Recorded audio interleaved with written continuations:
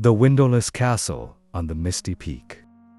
In a kingdom nestled far beneath the mountain peaks, there was a story whispered only when the lamps were low, the tale of the Windowless Castle on the Misty Peak. It was said to hold the secrets of all sorrows lost to time, eternally hidden behind a churning, impenetrable fog. Princess Mira, however, did not believe secrets should stay locked away. She believed the truth, however cold, needed air to breathe. Mira prepared for the ascent. Her most treasured possession was her guide. A small, sturdy lantern whose flame burned a deep, reliable sapphire blue. This blue flame, she was told, was the only light that the peak's endless fog could not entirely swallow, but it only showed the way, never the truth. The higher she climbed, the thinner the air grew, and the thicker the world became. The swirling, cold mist embraced the paths like silent, judging specters, twisting the forms of the ancient pines into skeletal hands reaching for the gray sky. Mira pressed onward, clutching her blue light tight against the deepening gloom.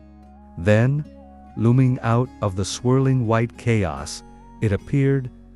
The castle. It was not grand, nor beautiful, but terribly monolithic, a structure of cold, black granite, utterly seamless. Not a single window or door relieved the heavy darkness of its walls, which seemed to drink the very light of the day. Suddenly, a seam appeared in the wall, an archway that solidified out of the mist just long enough for her to pass. Inside, the silence was broken only by a chilling, repetitive sound like the quiet sigh of 100 lost echoes. Too mournful to be wind, too faint to be a voice. They were the trapped sorrows. "You seek the truth," a voice rasped, dry as old bone. From the deepest shadow stepped the mist keeper, Casper. He was ancient and stooped, draped in layers of heavy gray cloth, his face a web of wrinkles, his eyes the color of the deep, heavy fog that clung to the peak. "The sorrowful echoes tell me you are Princess Mira, Casper Sahib.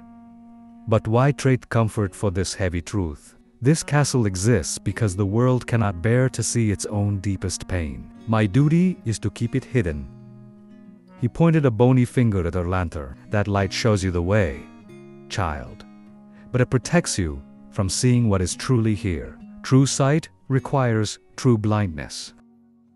Mira looked from her guiding blue flame, her comforting, trusted vision to the oppressive, soundless walls. She understood. The light showed her where she was, but prevented her heart from accepting the sorrow trapped all around her. Taking a deep breath, Mira knelt. She raised the lantern, lowered it slowly, and with a swift, final puff of air, she extinguished the blue flame. Darkness did not fall.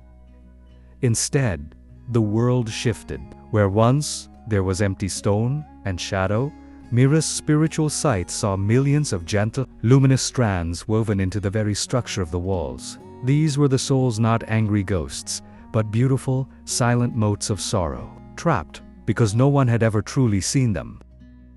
Casper watched, stunned, as the princess reached out her hand, touching the luminous wall gently. "You are seen," she whispered, her voice filled not with fear, but with boundless compassion. "You are understood. You are safe to leave now." With Mira's words of kindness, the light motes shuddered, then detached themselves from the walls like seeds taking flight. They rose, swirling like glittering snow, passing through the ceiling and breaching the misty sky above. A great, cleansing current of wind swept through the castle, and in moments, Casper the Mist Keeper was gone, dissolved back into the purpose he once guarded. The windowless walls now shone pure white. Princess Mira descended the misty peak, her sapphire lantern dark but safe in her hand. She was blind to the path beneath her feet, yet she saw the truth of the world more clearly than ever before. She returned to the kingdom, ready to teach others that true courage is not in avoiding sorrow, but in looking into the deepest darkness with an open, compassionate heart.